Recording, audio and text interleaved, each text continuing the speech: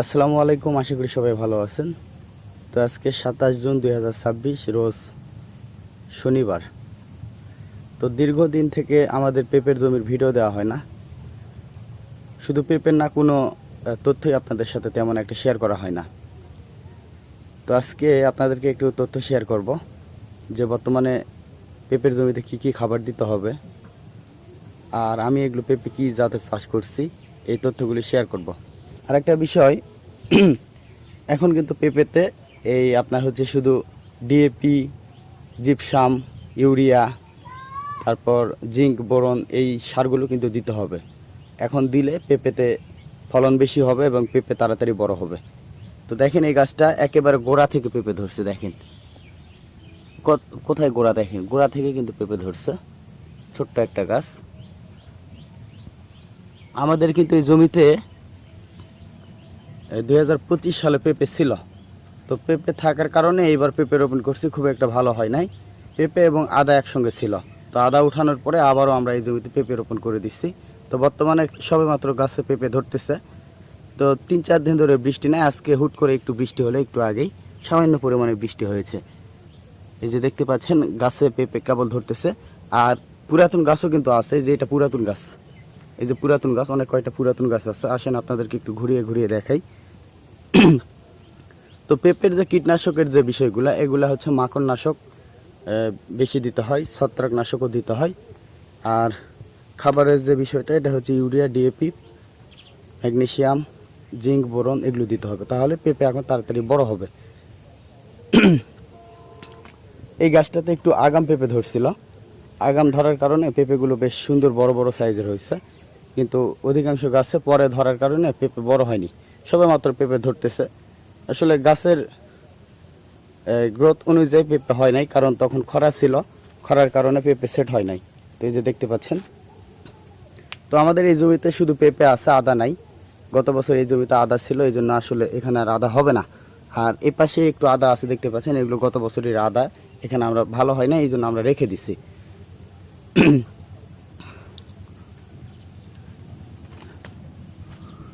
এই পেঁপেগুলো অনেক বড় বড় হবে। একবারে বৃষ্টিটা হয়েছে অনেক সুন্দর, একবারে মাপের বৃষ্টি হয়েছে, খুবই সুন্দর বৃষ্টি হয়েছে। মানে বেশিও হয় নাই, কমও হয় নাই, যা দরকার মোটামুটি তাই হয়েছে। আর একটু হলে ভালো হতো, তবে এতেই কাজ হবে আশা করা যায়। তো দেখেন বেডগুলো ইয়ে করে দিয়ে কত সুন্দর লাগতেছে জমিটা। ভিডিওটা একটু লম্বা হবে, সাথে থাকবেন, অন্য জমিগুলোতেও নিয়ে যাব। এটা সবে মাত্র আমাদের টোটালি 4টা জমি, 4টা জমিতে নিয়ে যাব। তো আমাদের এটা দ্বিতীয় নাম্বার বাগান। এই যে দেখতে পাচ্ছেন ভিতরে আদার গাছগুলো আলহামদুলিল্লাহ অনেক ভালো হয়েছে, পেঁপেও আলহামদুলিল্লাহ অনেক ভালো হয়েছে। এই যে দেখেন ছোট্ট গাছে কত বড় বড় পেঁপে ধরছে এখনই। এটা এখনই প্রায় 2.5 কেজির মতো হয়ে গেছে ওজন। দেখেন 2.5 কেজির মতো হয়ে গেছে। আসেন আপনাদেরকে একটু দেখাই। এই পাশে একটু আদা খারাপ হয়েছে, ওই ভিতরে ভালো হয়েছে। এই যে পেঁপে দেখেন, এই যে পোকা আবারও ঢুকছে। এর আগে তো ভিডিও দিয়েছিলাম যে পোকা বের করছিলাম। এই যে ভিতরে পোকা দেখতে পাচ্ছেন কিনা, অনেক পোকা ঢুকছে।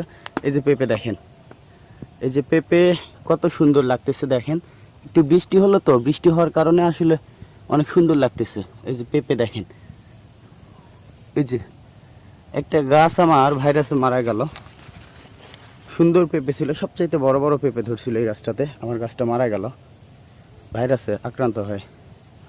এই যে আদা দেখেন, আদা দেখেন, ওই ভিতরে আবার আদা বেশি ভালো হয়েছে, পেঁপে খারাপ হয়েছে। এই পাশে পেঁপে বেশি ভালো হয়েছে, আদা একটু খারাপ হয়েছে। এখন মানিয়ে নিতে হবে, কি করবেন বলেন। তো এই যে দেখেন আদার গাছগুলো কত সুন্দর তরতাজা লাগতেছে। এই যে আমাদের এইটা দ্বিতীয় নাম্বার বাগান। এই যে পেঁপে দেখেন, আদার গাছগুলো কেমন খুবই সুন্দর কালো হয়েছে। আসেন আপনাদেরকে আমাদের তৃতীয় নাম্বার বাগানে নিয়ে যাচ্ছি। এই পাশের আদাগুলো যথেষ্ট ভালো হয়েছে। এই যে আদার গাছের চেহারা দেখেন, মানে খাবার পেয়ে পাগল হয়ে গেছে আদার গাছ, এত সুন্দর ধরছে। মানে এই গাছগুলো আগে রোপণ করছিল আদা, আর ওই পাশে পরে রোপণ করা ছিল ওই আদাগুলো এখনো তেমন গজায়নি, গজাচ্ছে সবে মাত্র। আসেন এখানে অল্প কিছু পেঁপের গাছ ধরছে, যেহেতু এটা একটা আম বাগান, এই যে দেখেন পেঁপে কেবল ধরতেছে, এই যে একটা করে আমের গাছ আর একটা করে পেঁপের গাছ। তারপরে অনেক পেঁপের গাছ নষ্ট হয়ে গেছে ঝড়ে, তো তারপরে যেগুলো আছে আলহামদুলিল্লাহ। টাকাটাই তো বৃথা গেল। এই যে ধনিয়া ফেলছি দেখেন, এই যে ধনিয়া ফেলছি একবারে ঘাসে নষ্ট হয়ে গেল। এর আগে ধনিয়া ফেলছিলাম 270 টাকার বীজ ফেলছিলাম, 270 টাকার বীজ ফেলে 4000 টাকা বিক্রি করছি, 100 টাকা করে কেজি। তারপরে ধনিয়া নিয়ে গিয়ে কারাছিরা এমন একটা অবস্থা। এই ধনিয়া করতে পারলে প্রচুর ডিমান্ড। আমি ধনিয়া ফেলছিলাম, এইবারে কম গজাইছে, তো আবারও বীজ আনবো। মানে এই যে আবার অনেক ঘাস হয়েছে, আগে এগুলোই পরিষ্কার করে দিব। কালকে কাজ হবে আমার এই ধনিয়াটা আগে বাঁচানো, কারণ যে ধনিয়ার দাম, 2 কেজি ধনিয়ার দাম আপনার হচ্ছে 2000 টাকা। এই যে এই পাশে আদাটা পরে রোপণ করছি, তো আপনার হচ্ছে কেবল গজাচ্ছে আদা। এই পাশে আদা খুব একটা ভালো হয় নাই, পেঁপের গাছগুলো মোটামুটি ভালো হয়েছে। ওই পাশে একটু ধনিয়া দিছে। আসেন আপনাদেরকে একটু দেখাই, ভিডিওটা অনেক লম্বা হয়ে গেল, আসলে আপনারা ভিডিও এভাবে দেখতে চান না। এই যে পুরাতন ধনিয়া দেখেন, এই যে পুরাতন ধনিয়া, এই তখন ধনিয়া অনেক ফেলছিলাম, বিক্রি করছি, 2-1টা সারা পড়ছে। এই যে এই পাশে ধনিয়া গজাইছে, আপনারা দেখতে পাচ্ছেন কি না, দেখতে পাচ্ছেন কি না? পচার বীজ দিতে হবে, পচার কীটনাশক দিলে আপনার হচ্ছে ধনিয়াগুলোই হবে। যে পেঁপে কেবল ধরতেছে দেখেন, এই যে আলহামদুলিল্লাহ। এবারে আমাদের অনেক পেঁপে হবে, হিউজ পেঁপে হবে, যদি প্রাকৃতিক দুর্যোগ যদি না হয়, আল্লাহ যদি দেয়, দিচ্ছে, এই যে এভাবে দিলেই অনেক হবে। কারণ আমাদের পেঁপে এবার অনেক রোপণ করা। এই যে পেঁপে ধরছে দেখেন, দেখছেন? তো এই যে এই পাশেও ধনিয়া দেওয়া আছে, এই যে ধনেগুলো গজাইছে। আর অতি বৃষ্টির কারণে কখনো কখনো বৃষ্টি নাই, কখনো কখনো এত বৃষ্টির কারণে এই যে ধনিয়া মানে পানির তোড়ে উপরে চলে যাচ্ছে, এমন একটা অবস্থা। আসেন, এই পাশের আদাগুলো বেশি ভালো হয়েছে, এই পাশের আদাগুলোর চেহারা অন্যরকম। ভিডিও তো অনেক লম্বা হয়ে গেল, আপনারা এখন কি করতেছেন জানি না। এই যে দেখেন কত সুন্দর আদা, দেখেন। আসেন ওই পাশে দেখাই। আসলে এই পেঁপে আর আদাতে আবার এত পরিমাণে ঘাস, একবারে যখন পেঁপের গাছ বড় হয়ে যাবে তখন আবার এই ঘাস থেকে আপনি একটু মুক্তি পাবেন। তো আমি এই যে করছি, 2টা বেড আগে বেঁধে দিছিলাম, তো এই যে করছি, কলার পাতাতে ঢেকে দিছি, দেখেন, তাহলে ঘাস কম হবে। এই যে, তো আমাদের এই জমিটা সর্বশেষে রোপণ করা, সবার পরে পেঁপে রোপণ করা এবং সবার আগে আদা রোপণ করছি এই জমিতে, কিন্তু পেঁপে রোপণ করছি সবার পরে। তো এই জমিতে আপনাদেরকে একটু দেখে, এই জমিতে সবেমাত্র পেঁপে ধরতেছে, যেহেতু পরে রোপণ করা, এই যে ধরতেছে। সবার আগে আদা রোপণ করছি, তো মাঝখানে খরা গেল, তখন অনেক গাছ মারা গেছে আদার। তো এরপরও যে আদাগুলো আছে এখন আলহামদুলিল্লাহ অল্প কিছু মারা গেছিল। এই যে দেখতে পাচ্ছেন আদার গাছগুলো দেখেন, একটু বৃষ্টি হলো, তো বৃষ্টি হওয়ার পরে আসলে অনেকটাই চেঞ্জ হয়ে গেছে, দেখতে অনেক সুন্দর লাগতেছে। আর আদার গাছগুলো সবেমাত্র করতেছে, বাচ্চা দিচ্ছে, এক একটা গাছ থেকে 2টা-3টা করে গাছ বের হচ্ছে। এই যে আসেন, সবেমাত্র আমাদের এই বাগানে পেঁপে ধরতেছে। এটা আসলে আমাদের সর্বশেষ বাগান, মানে সবার শেষে রোপণ করা। এই গাছটাতে পেঁপে সবচাইতে ভালো হবে, বড় বড় হবে। এই পেঁপেগুলোর সাইজও অনেক সুন্দর হবে, দেখেন গাছের রোগ নাই কোনো এই গাছটাতে বিশেষ করে। আর অন্য গাছগুলোতে কিছুটা পোকার আক্রমণ আছে। নিড়ানি দিতে হচ্ছে, প্রচুর পরিমাণে ঘাস, এই ঘাসের জন্য আসলে নিড়ানি দিয়ে করতে হবে, আবার বেডে মাটি উঠাই দিতে হবে। এই যে আদা দেখেন, আর পেঁপেগুলো কেবল কিন্তু ধরতেছে। এই জমির পেঁপেগুলো আলহামদুলিল্লাহ খুব ভালো হবে। এই গাছটা দেখেন, এটা তো পেঁপে ধরতেছে, এটা একটু সাদা জাতের শাহী।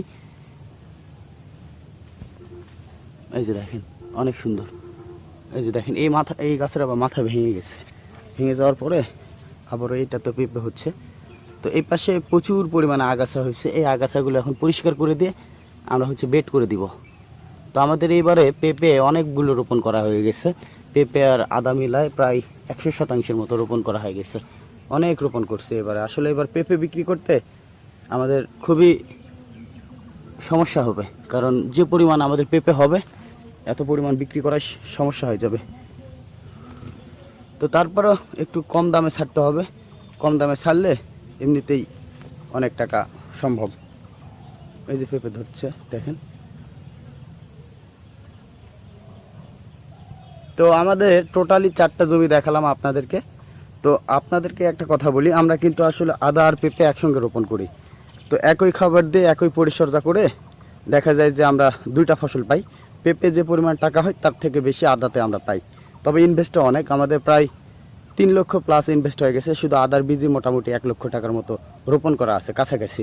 তো আসলে এই চাষাবাদগুলো অনেক ব্যয়বহুল এবং আর যদি ভালো হয়, যদি প্রাকৃতিক দুর্যোগ না হয়, তাহলে ইনশাল্লাহ অনেক টাকাও পাওয়া যায়। তো এই একটা বিষয় আপনাদের সাথে শেয়ার করলাম। আমাদের এই জমিগুলো আসলে আপনাদেরকে অনেক দিন থেকে দেখানো হয় না, আজকে দেখালাম।